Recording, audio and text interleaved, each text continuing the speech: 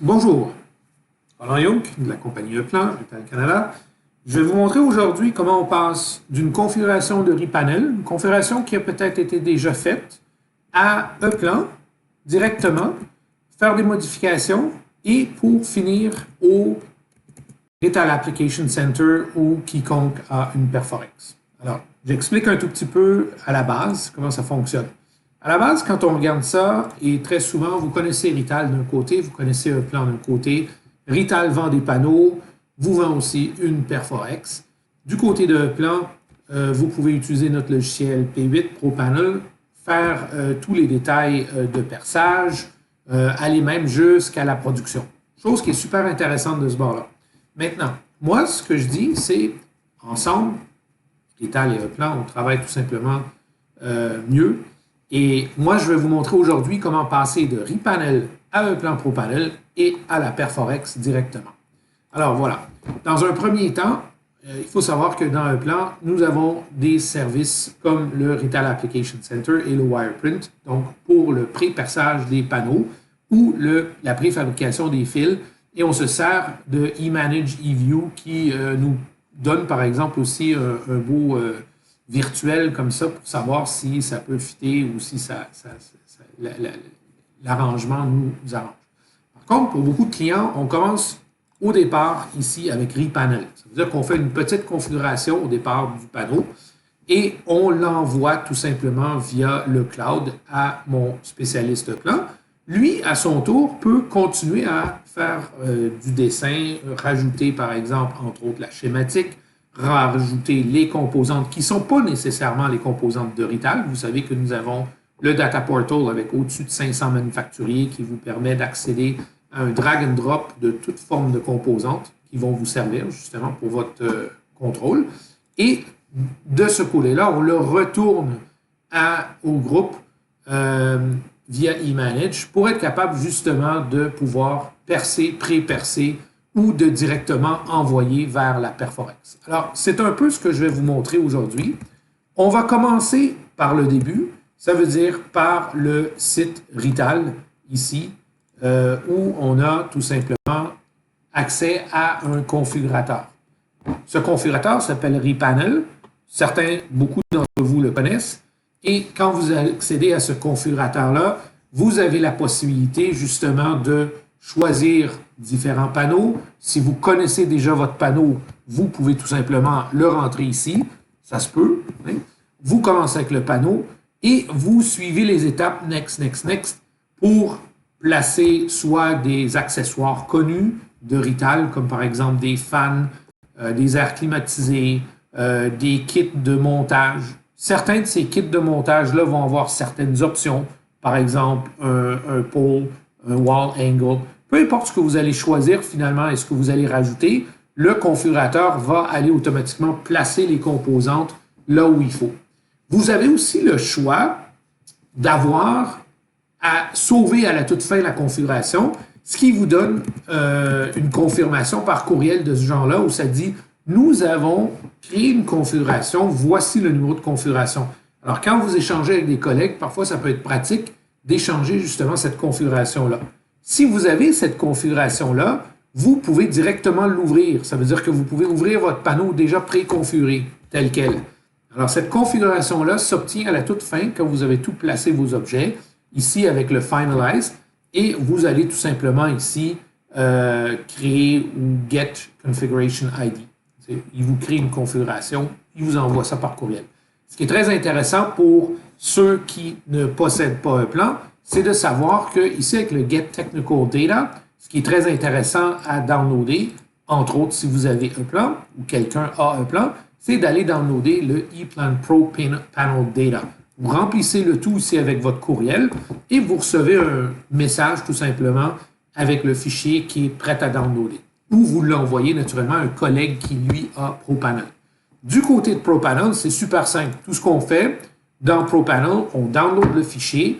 Le fichier se trouve à être sauvegardé dans un fichier zippé sur votre download et vous n'avez qu'à ouvrir ce fichier-là. Je vous montre un exemple. Par exemple, ici, si on va dans mes downloads, ici, j'en ai un Après ça, j'en ai un autre ici dans celui-là que j'ai nommé Rital Propanol. J'ai mon enclosure ici et à l'intérieur de ça, j'ai justement mon Propanol Data qui est un ZW1. En l'ouvrant, alors je l'ai déjà ouvert, c'est pour ça qu'on le voit ici apparaître. Alors le projet est ouvert et on peut voir par exemple la configuration que j'ai fait. J'ai rajouté par exemple une fan d'un côté, j'ai rajouté les petites braquettes. Je vous confirme ça rapidement ici avec la configuration. Vous allez voir, si on ferme ça, c'est exactement ce que j'ai. Si je tourne, j'ai la fan ici, j'ai les petites braquettes, tout est là. Alors là, naturellement, de cette configuration-ci, moi, je peux me focusser, puis je peux, par exemple, changer ou ajouter des choses. Typiquement, dans un plan, quand on veut rajouter quelque chose, on n'a qu'à choisir, par exemple, ici, ce qu'on veut. Par exemple, je veux rajouter une autre fan. Je vais doubler, par exemple, le tout. Je rentre dans ce qu'on appelle le Insert Center. On a différentes fans. Je vais choisir la fan qui m'intéresse. Par exemple, ici, la petite 100. C'est quand même un petit panneau. Et là, vous allez voir que aussitôt que je la place, alors ici, très rapidement, je vais la placer, par exemple, ici en plein centre. Bingo. Il va la numéroter, bien sûr, parce que ça fait partie des articles qui se collectionnent dans un plan. Parce que dans ce petit projet-là, qui est juste mon panneau configuré maintenant avec une pièce supplémentaire, bien, je viens de rajouter, par exemple, j'ai tous les articles ici. Tous les articles de Rital sont là. Le panneau y est. Les braquettes y sont. Tout s'y trouve. Et naturellement aussi cette dernière composante que je viens de faire ici. L'autre affaire qu'on peut faire naturellement, c'est d'utiliser l'intelligence qu'il y a dans un plan. Alors, je vous donne un exemple. Si je cherche, par exemple, un push button, alors, étant donné qu'on a maintenant choisi push button, moi je travaille en anglais, c'est juste pour ça que la librairie est en anglais. Je pourrais essayer avec bouton poussoir, mais il y aurait peut-être un peu moins de chances que je trouve les objets. Alors, l'idée ici, ce que je veux faire, c'est trouver le bouton poussoir qui m'intéresse. Quand j'ai trouvé mon bouton poussoir, je n'ai qu'à faire un drag and drop. Et ce qu'il y a de particulier ici, mettons qu'on veut le mettre à une position particulière. On peut le mettre à une position particulière, par exemple à 6 pouces de la gauche ou de la droite. Alors, on se crée ce qu'on appelle ici un placement option avec un certain offset. Alors, si on fait un offset, ça veut dire que notre bouton, maintenant, par rapport à la souris, au positionnement, a un certain offset. Alors, si je m'en viens ici directement sur le centre, il sera à 6 pouces.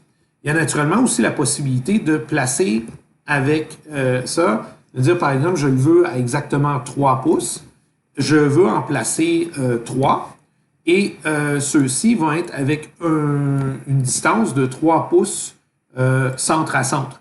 Alors, ça, c'est assez facile. Vous venez ici, vous choisissez le centre du bouton. Il va vous dire OK sur la surface de la porte. OK? Et il va, je vais juste zoomer out, ça va être un peu plus facile. Vous allez voir tout de suite. Il les place 1, 2, 3. Alors, ce qui est intéressant avec ça, c'est que chacun de ces boutons poussoirs-là, on le voit un peu moins bien ici parce qu'au fond, le trou qui est généré, on voit quelque chose apparaître, mais on ne le voit pas très bien avec le Drilling Information. On le voit beaucoup mieux quand on confirme nos Drilling Views. Alors ici, moi, je me suis fait une petite configuration ProAx ou RAC, appelez-la comme vous voulez. Cette configuration, elle consiste en somme à me demander ou à sortir toutes les informations de perçage. Une fois que ça c'est fait, moi souvent ce que je fais, c'est que je l'exporte, puis je l'appelle justement du nom qui m'intéresse ici, RAC 3D Drilling. Et de cette façon-là, la configuration, elle peut être tout simplement importée et à son tour, je n'ai pas besoin de passer à travers la configuration. Alors, la configuration, qu'est-ce qu'elle me dit? C'est sur une page qui est dite le bloc de départ, par exemple le bloc RAC. Moi, je vais ici, par exemple, générer un Drilling Information avec plusieurs informations et le tout est tiré à partir d'une page macro que j'ai déjà générée ou que nous avons ici en maison. Et ce que ça fait, c'est que ça génère tout simplement ici un petit sous-groupe RAC pour chacune des surfaces qui doit être percée. Alors, je reviens rapidement sur une erreur qui est possible, justement celle que j'ai faite avec vous précédemment. Vous voyez le petit, la fan qu'elle a? Cette fan-là, malheureusement, quand je l'ai rentrée et j'ai tapé le mot fan ici, je suis allé chercher non pas les devices, je suis allé chercher une macro. Alors la conséquence, c'est que quand j'ai demandé au fond de générer les fameux drilling views ici, je me suis rendu compte que cette surface-là ne sortait pas, parce que la seule surface qui était reconnue pour le perçage, c'était la première fan qui était venue par la configuration, les boutons poussoirs individuellement, et vous voyez le positionnement exact. Il n'y a pas non plus rien qui vous empêche de rajouter ici plus de détails si ça peut vous aider. N'oubliez pas d'utiliser ici les Snap to Grid, ça peut être plus pratique parce que quand vous faites une mesure, par exemple, comme ça, c'est le fun d'avoir la mesure exacte. T'sais. Ici, avec le Snap, c'est beaucoup plus facile à générer les mesures. Alors, si je m'en viens maintenant ici en bas, puis je veux la générer ici, tout est faisable. Vous voulez changer de mesure, c'est aussi très faisable. Vous cliquez sur le Shift pour accéder individuellement à votre mesure et vous pouvez la réajuster. Vous pouvez en choisir une aussi au hasard que vous avez placée, que vous ne voulez plus et l'effacer. Alors, c'est une édition quand même très, très simple. Les valeurs qu'on voit ici sont les mêmes valeurs qu'on voit ici réapparaître sur le drill hole avec les grosseurs de trous. Faites-vous-en pas, le rapport ici qui est en allemand, c'est probablement juste dû au fait que quand ça a été généré, ce projet-là, à l'origine, quelqu'un a oublié au fond de se préciser que pour ce projet-là, je préfère avoir, par exemple, la langue d'usage de mon dialogue. Alors ici, si vous mettez la langue d'usage de votre dialogue, ou plutôt que vous dites, moi je le veux en anglais, par exemple, vous pouvez choisir. Alors moi, je vous conseille le dialogue que vous préférez ou la langue que vous préférez. Vous pouvez même demander du français si vous voulez, il n'y a pas de problème. Et voilà, le tour est joué. Ici, Cutout Legend, les textes apparaissent maintenant en français plutôt en anglais plutôt qu'en allemand. Alors, ceci étant dit, j'ai quand même remarqué que j'avais juste une surface avec mon filtre et c'est dû à quoi? C'est dû au fait que quand j'ai placé cet objet-là, je l'ai placé avec une macro et non une device. Alors, je vais recommencer. Je vais prendre, par exemple, ici, un petit filtre, celui-là, mais à partir des devices. Vous allez voir la différence, une petite différence au niveau du comportement, mais principalement, si vous allumez le Drilling View, là, il y a une grosse différence parce que dans le Drilling View, il y a l'information qui est relative au perçage. Alors, je vais juste enlever celle-là, je vais effacer au fond celle-là et je recommence avec celle qui m'intéresse. Et je vous montre exactement comment ça fonctionne. Donc, dans les devices et non dans les windows macro, on va avoir naturellement plus de texte. Et quand on en choisit une, mettons ici la 32-3700 ou la 32-3710, on vient la placer et cette dernière devrait, en somme, si tout va bien, devrait avoir toutes les informations au niveau des articles qui sont demandés, entre autres le côté manufacturing, donc la fabrication ici, à savoir que j'ai besoin d'un cutout, un rectangle, une série de trous, et c'est exactement ça qui va déterminer au fond sur la surface sur laquelle on vient de la placer, ça va déterminer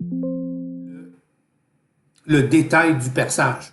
Et donc, en ayant fait ça, si on regarde, je devrais avoir une nouvelle surface qui apparaît. Et cette nouvelle surface qui apparaît, en général, sort automatiquement quand vous roulez le Drilling View. Ce qui est très pratique pour notre équipe de RAC parce que notre équipe qui va vous faire le perçage va faire le perçage en conséquence. Et voilà. Ça, c'était le petit tour de magie. Dernier petit tour de magie, c'est de savoir comment est-ce qu'on peut transférer les informations pour que l'équipe qui possède la Perforex puisse procéder.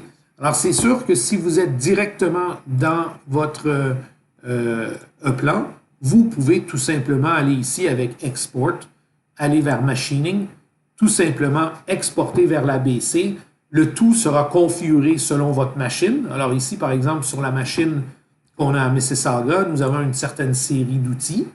Et selon la série d'outils, quand je roule ça, automatiquement, ben lui, il va faire le perçage des fameux cut-out et le tour est joué.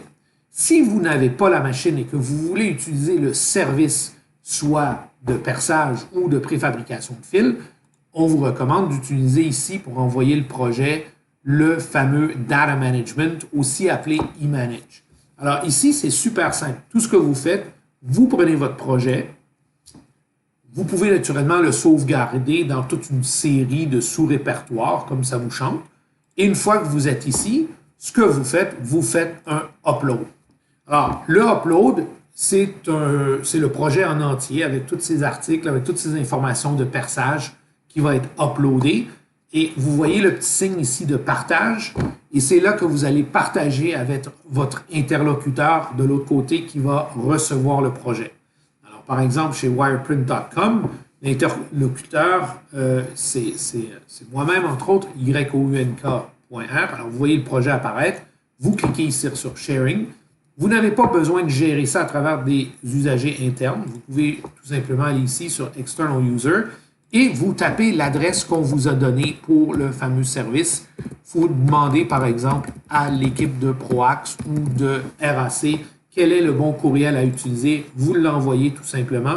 Alors ici, je vais vous montrer, par exemple, nous avons rac@rital.ca.com qui est correct. Et là, ben, le partage va se faire pour le dit projet.